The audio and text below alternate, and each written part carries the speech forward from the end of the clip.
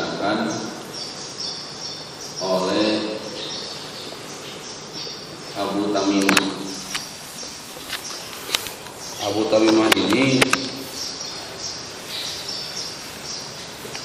dia mendengar sebuah kisah dari seorang lelaki, di mana lelaki itu adalah bagian dari kaumnya. Jadi Imam Tamimah ini punya ketemu dengan seorang lelaki itu bagian dari kaumnya. Lelaki itu menceritakan bahwa dia mendatangi Rasulullah SAW. Atau lelaki itu berkata, saya menyaksikan Rasulullah SAW. Jadi ini diantara faidah daripada khayyir abih qasim bi wa abhimi waskuk wa idrobun biha aidon. Di antara makna itu takhir. Dalam Quran itu dicontohkan nikahi kakaknya atau adiknya. Ini takhir, artinya tidak bisa dijamak.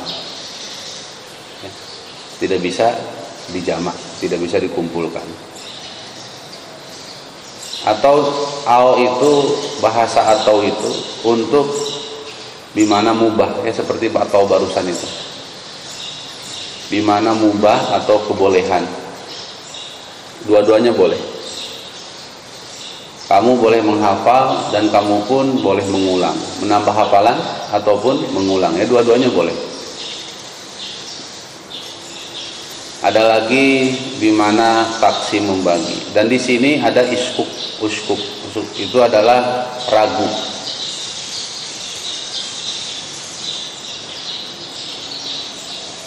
Ragu, ya.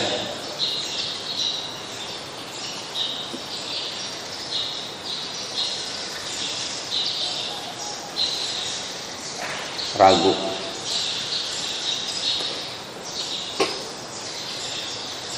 Sahanu berpeting hirosah, sahanya si anu atau si anu. Nah, ini maksudnya ragu.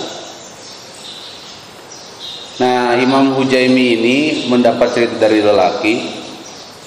Lelaki itu ragu, datang kepada Rasulullah, si Imam Hujaimi ini.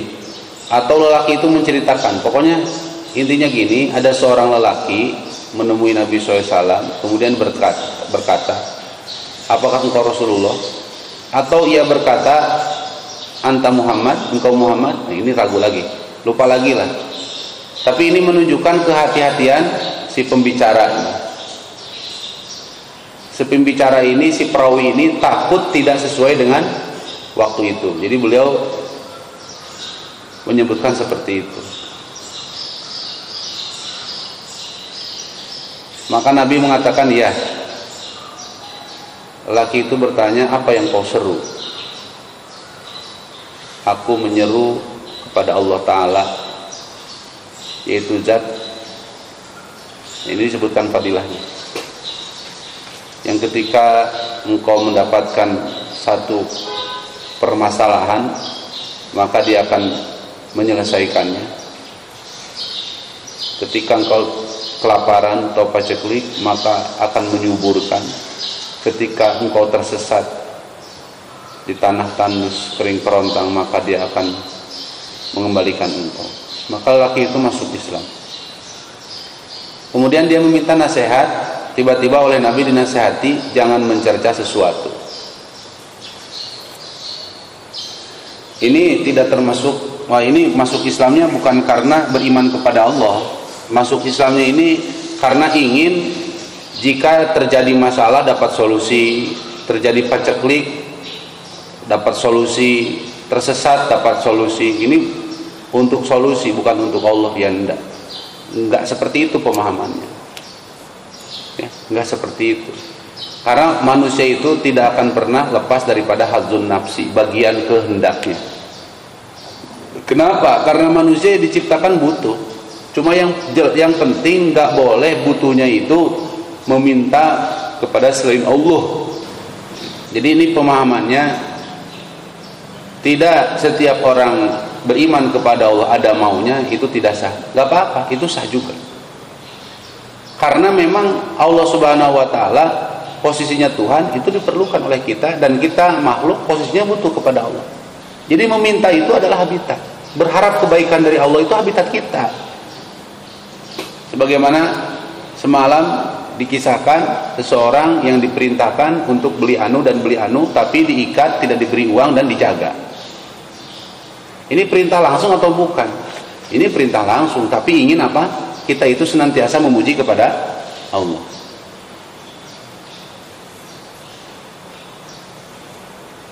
Ya.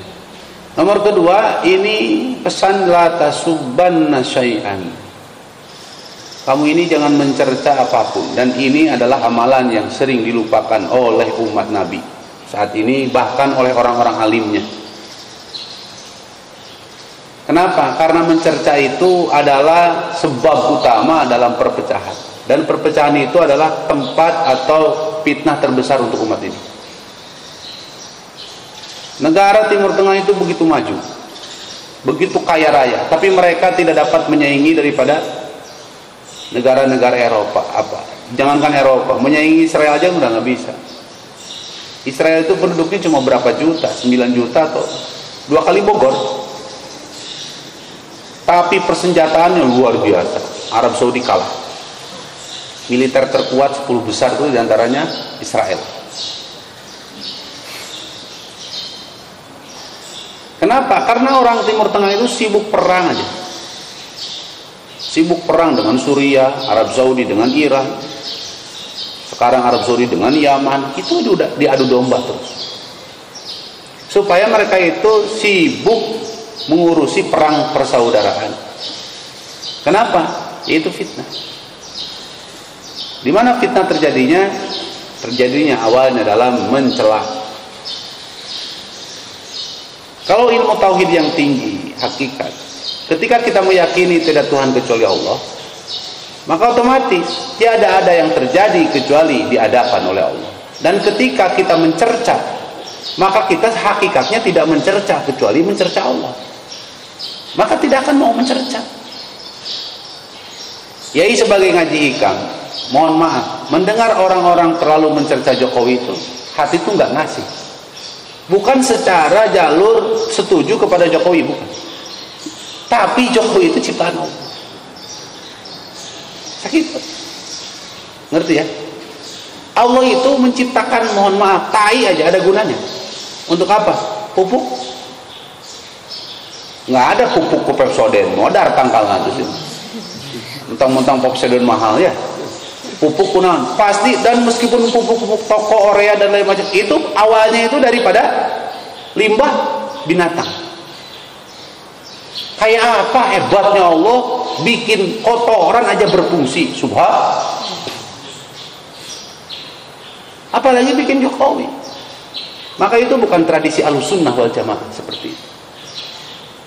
Ya, apalagi kalau sampai melaknati umat Islam, nauzubillah minzalik. Katanya Nabi juga pernah melaknati Abu Jahal. Abu Jahal kafir apa Islam? Yang kedua, bahasanya Nabi itu seperti apa? Bahasa Nabi itu Allahumma alaika bi Abi Jahil. Ya Allah, saya serahkan Abu Jahal kepada engkau. Mana kata-kata laknatnya? Kata-kata laknatnya mana? Kamu tidak sesuci Muhammad, dan Jokowi tidak senajis Abu Jahal.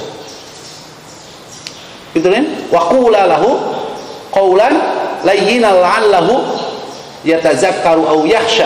Berkatalah wahai Musa dan Harun kepada Fir'aun dengan ucapan yang lembut.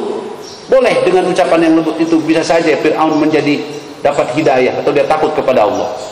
Itu bayan hidayah Quran. Apa presiden kita seburuk Fir'aun? Dan apa kamu sebaik Musa dan Harun? Kita iblis saja disyukuri sama kita, alhamdulillah. Nawa nafsu disyukuri sama kita, alhamdulillah. Asbab kamu amal sedikit, saya bahkan tidur saya bisa jadi berpahala. Kenapa kamu tidur? Menghindar pergaulan dengan teman-teman yang buruk. Maka tidur kamu lebih baik daripada sholat sepanjang malam. Karena tidur kamu ini termasuk daf'ul mafasid atau dar'ul mafasid khairun min jalbil masalih. tanpa yai keterikatan atau kecenderungan, nggak ada, yaitu biasa aja. Ke pejabat manapun nggak ada yang suka, biasa aja. Mohon maaf, bahkan yaitu nggak percaya dengan pejabat manapun. Secara logika, secara real, pejabat kita itu rata-rata pejabat lah di mana-mana. Mereka itu ihsan, khidmat, tapi isinya bisnis. Isinya apa? Bisnis. Pilih saya, sekolah gratis. Padahal memang sudah ada anggarannya untuk sekolah itu gratis. Sudah ada anggaran dari negara. Jadi seolah-olah jasa dirinya itu seperti itu. Padahal sahabat itu mengajarkan bertransaksi, tapi isinya adalah khidmat. Banyak di kalangan sahabat yang dagang di Madinah itu jual modal untuk semata-mata berkhidmat kepada tamu-tamu yang ada di Madinah. Jual sarung misalkan, atlas paling murah, kenapa? Cuma 50.000 atau 60.000, karena modalnya seperti itu. Jadi berkhidmat dibungkus oleh dagang. Kalau orang-orang sekarang itu banyak isinya khidmat, padahal usaha cari uang ya, jadi nggak ada. Tapi meskipun seperti itu, kita tidak berhak mencerca apapun. La tasubbu. Apalagi gini, mencerca itu akan mendatangkan berbagai macam kesulitan. Biasanya orang yang mudah mencerca,